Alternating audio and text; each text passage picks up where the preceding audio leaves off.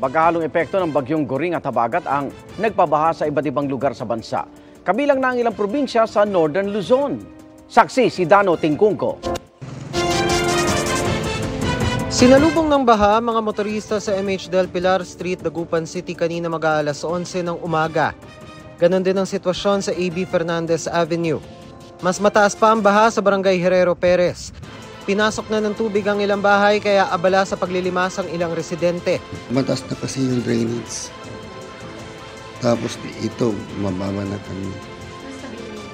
Yung sa likod namin, ilog. Sa Bantay, Ilocos Sur, natagpuan sa creek malapit sa kanilang bahay ang bangkay ng 70 taong gulang na si Juanita Pacubas. Kwento ng kanyang kapatid sa mga pulis, posibleng nadulas at dumiretso sa creek si Pacubas nang magtapon siya ng basura. Nilaman naman ng lumaking ilog ang ilang bahay sa bayan ng Narbacan. Ayon sa pagsusuri ng LGU, 11 bahay pa ang posibleng gumuho anumang oras. Kanya-kanyang salba ng gamit ang mga residente habang lumilikas, binaklas din nila ang ilang parte ng mga bahay na pwede pang pakinabangan. Pinag-aaralan na ang pagdedeklara ng state of calamity sa Narbacan.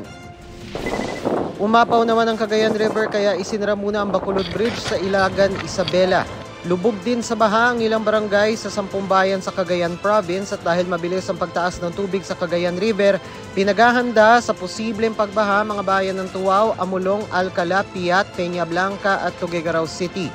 200 barangay sa buong probinsya ang wala pang supply ng kuryente. Sa bayan ng Alcala, 56 na pamilya ang inilikas dahil sa nadiskubreng malaking bitak at paglubog ng bahagi ng Small Water Impounding Project. Halos mapuno raw ng tubig ang Water Impounding Project kasunod ng malakas na pag-ulan. Binuksan na ng LGU ang valve ng water impounding para mag-release ng tubig sa irrigation canal. Dahil din sa malakas na pag-ulan, nagiba ang bahagi ng kalsada sa Lawag City at bumigay ang imburnal sa ilalim. Hindi mo na ito pwedeng daanan. Sarado rin ang Abra Kalinga Road sa bahagi ng Malibkong, Abra matapos gumuho ang lupa. Natrap at kinailangang i-rescue ang isang sasakyan. 2 naman ang sugatan sa nangyaring mudslide sa Orion, Bataan kahapon ng umaga. Ayon sa PDRRMO, minomonitor na sila ngayon sa ospital. Nagka-landslide din kahapon kaya hindi madaanan ang bahagi ng Nasugbu, Magallanes Road sa Batangas. Sa bayan ng Calatagan, umabot hanggang bewang ang baha kagabi kaya nilikas ang 21 residente.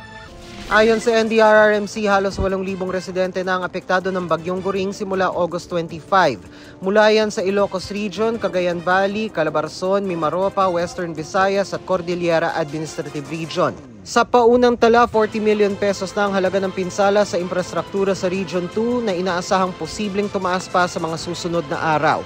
Para sa GMA Integrated News, Dano Tingkungko ang inyong saksi. Mga kaibigan, samahan niyo kaming saksiyan ng mga balita. Mag-subscribe sa GMA Integrated News sa YouTube.